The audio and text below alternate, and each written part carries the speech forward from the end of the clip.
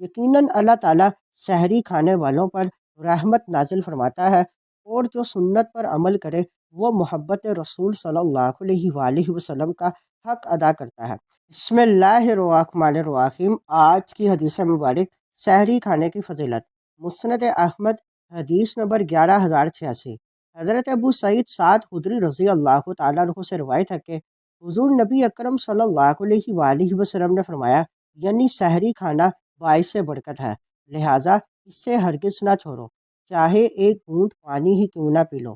یقیناً اللہ تعالیٰ سحری کھانے والوں پر رحمت نازل فرماتا ہے، اور فرشتے ان کے لیے بخشش کی دعا کرتے ہیں۔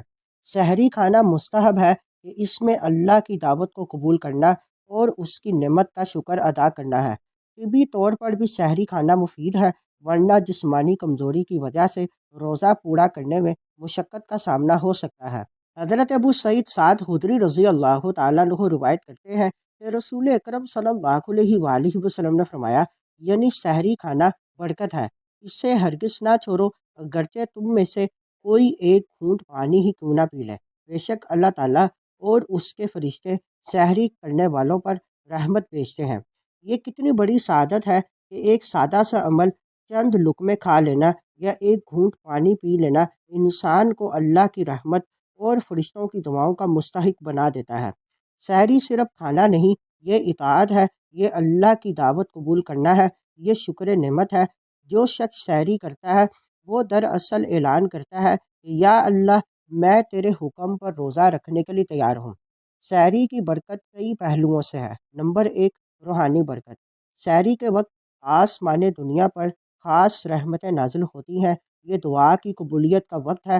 اگر انسان اس وقت بیدار ہو کر چند لمحے ذکر اور دعا میں گزار لے تو اس کا دن نور سے بھر سکتا ہے۔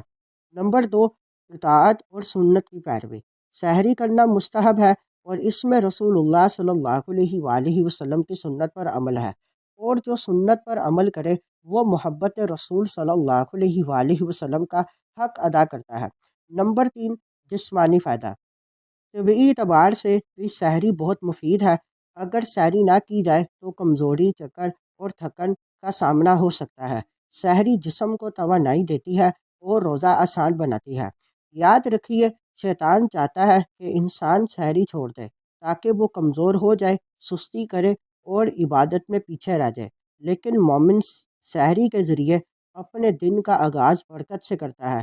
چاہے وقت کم ہو، چاہے نیند غالب ہو، کم از کم ایک گھونٹ پانی ہی پی لیجیے، مگر اس سنت کو نہ چھوڑیے۔